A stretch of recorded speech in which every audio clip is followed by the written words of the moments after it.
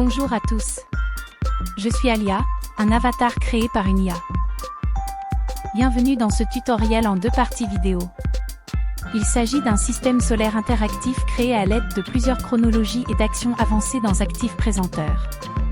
Explorons tous les éléments nécessaires à sa réalisation. Pour y parvenir, nous allons parcourir 2 parties principales. Créer un mouvement planétaire à l'aide de plusieurs chronologies et ajout d'interactivité à l'aide d'actions avancées.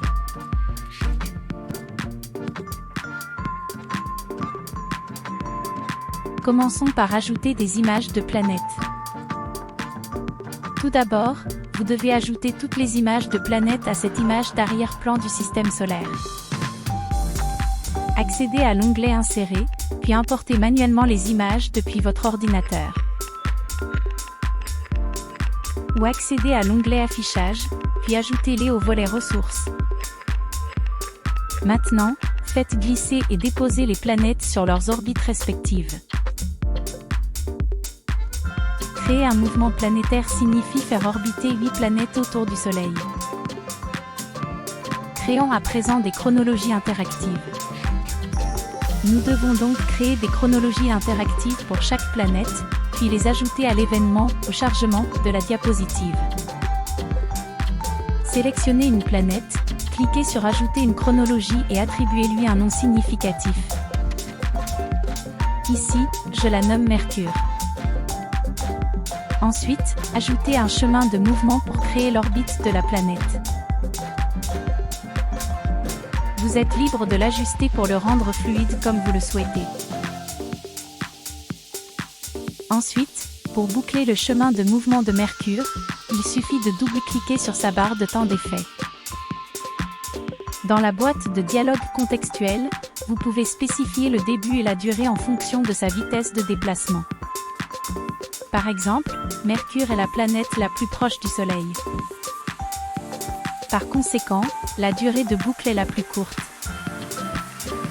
N'oubliez pas de sélectionner Répéter jusqu'à la fin de la diapositive pour que Mercure tourne en orbite autour du Soleil en continu.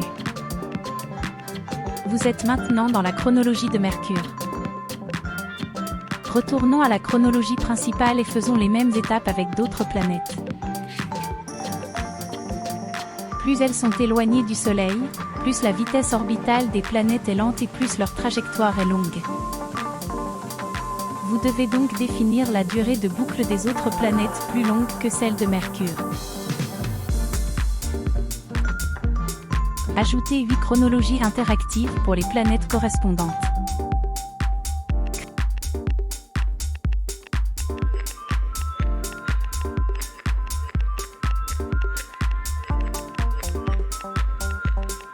Définissons maintenant l'action Démarrer la chronologie.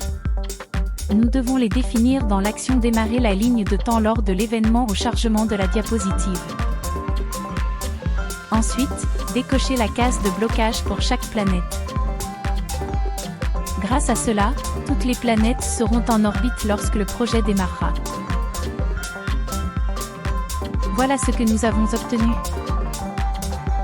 Dans la prochaine vidéo, nous vous expliquerons comment créer une interactivité avec les informations des planètes.